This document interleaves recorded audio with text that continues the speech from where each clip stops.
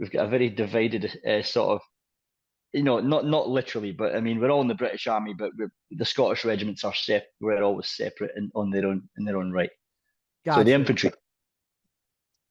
So you So I joined joined the infantry. Yeah. the infantry. So was there when you get to the infantry, are you thinking already, uh, I want to go to the SAS? Did you even know what the SAS was at that point in time?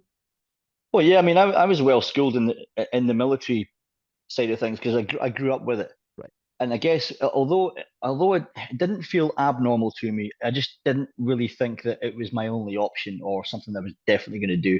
So that's going back to what about my brothers. They were always going to join the army. That was all they wanted to do. For me, I didn't necessarily have all my eggs in one basket. And so when I eventually did do that, then my mind, I kind of turned the dials a little bit because I found out that when I did join the military, I really liked it. I really enjoyed it. And also, I was very good at it. And finally, for me, it was like, well, I went through school and was kind of subconsciously conditioned to believe that I wasn't really good at anything apart from art.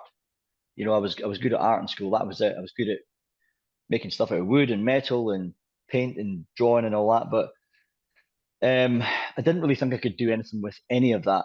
And so when I then joined the army and I was, very fit, physically fit, and I was coming first in all the tests, and I just took to it really well, and I enjoyed it. I enjoyed the camaraderie more than anything. It was just like being around guys my age and maybe a bit older, and we had such a good laugh. It was such a good time, and everything was done for you as far as logistics are concerned. You got paid at the end of the month. You got a bed to sleep in. You had a roof over your head.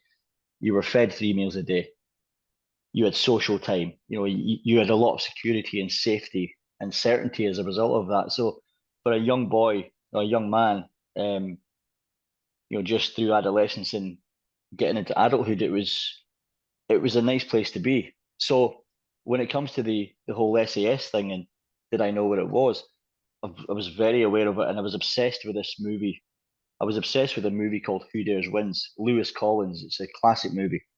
It was like kind of around the time. I think it was made not long after the Iranian embassy siege. So it was loosely the framework was loosely kind of based on something similar, but it was a bunch of people that took over the American embassy, and there was a siege, and then obviously the SS and did a rescue mission. Um, and I remember being obsessed with that film because there's one particular scene for anyone who's seen that movie. There's an unforgettable scene where they're running through the American embassy, and Lewis Collins is like he's in there as an agent, and he's undercover, and so, and he's actually a retired SAS guy. He was kicked out of the SAS, but he ends up in with this. He ends up gathering intelligence and getting in with this woman who's one of the heads of this organization.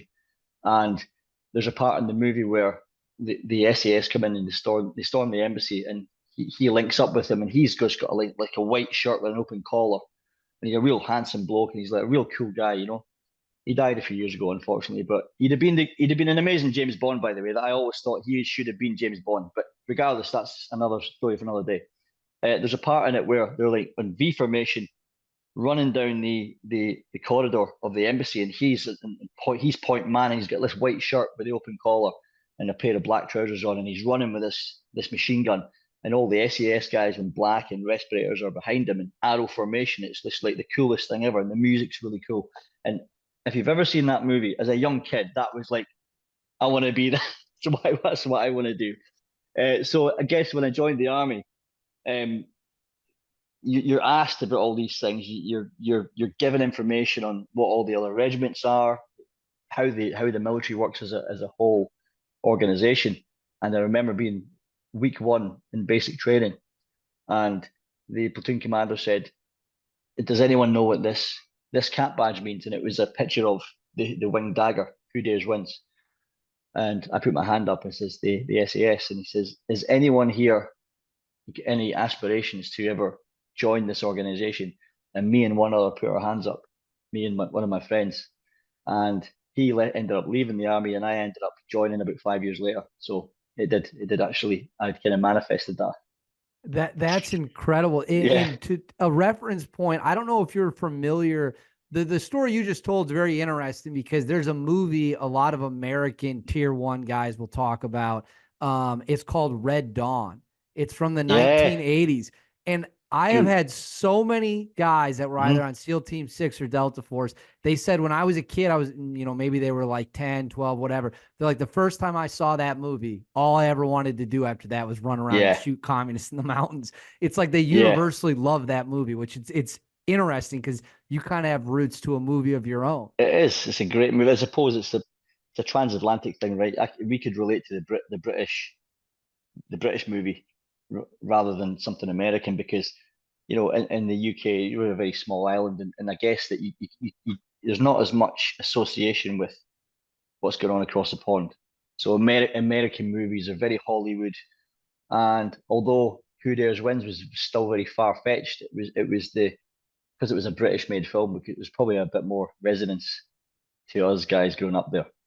So when you make the decision that you're going to attempt SAS selection, is it something where they come to you and they're like, "Hey, we think you could potentially be good fit here," or do you have to initiate that process of trying to make that? How's that work? They don't come to anyone. I mean, they've never had a although recruitment is fairly sparse, excuse me, but they don't headhunt anyone. It doesn't happen. Uh, because it's a volunteer, you've got to do it as a volunteer.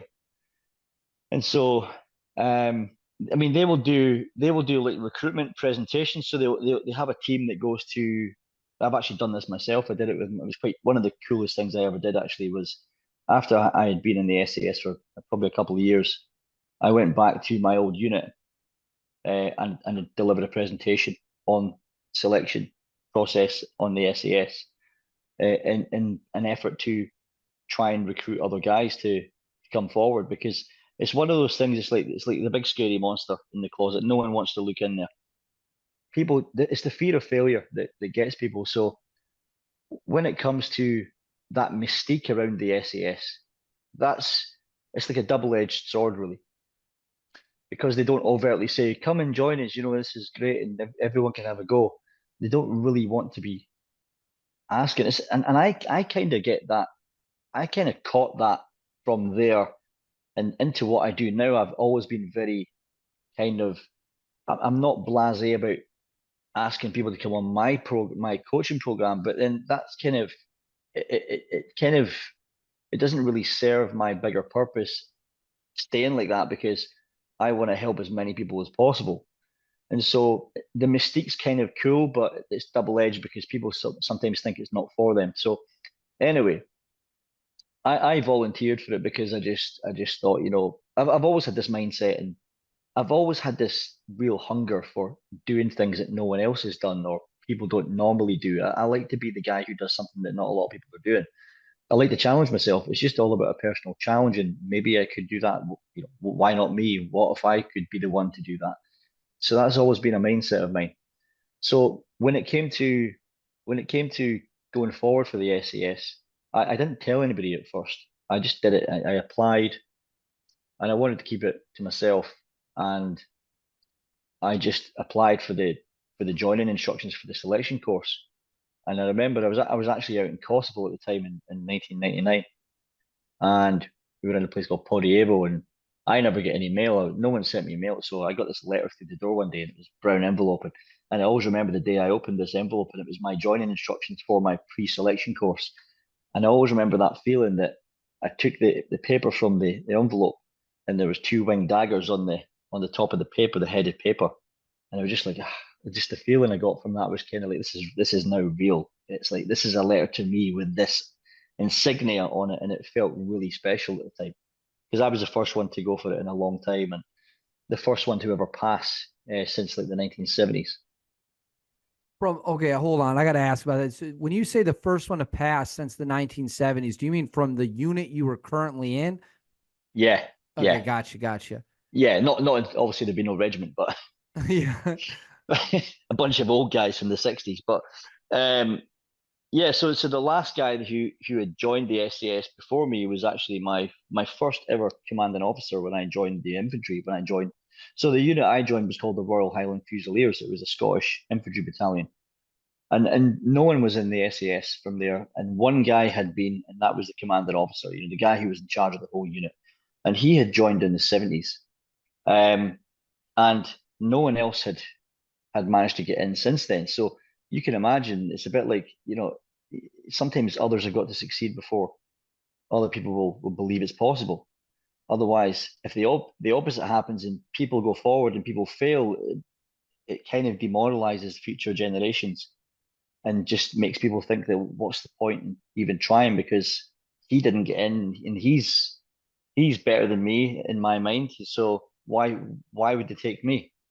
So it was a big step, but then I suppose it was such a big step that there wasn't really any pressure. You could see it in two ways. It was a double-sided coin. In one hand, there's lots of pressure because it's a big step, and you're leaving yourself open to criticism if you don't get in. The told you so. People will be the first to say, well, you know, I knew you were too young, or you were above your station, or you were out of your depth."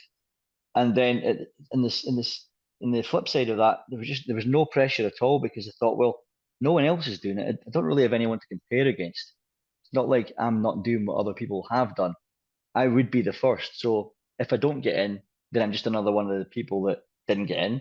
But if I do get in, then that's quite going to be pretty special. So that's what kept me motivated. I love that. I love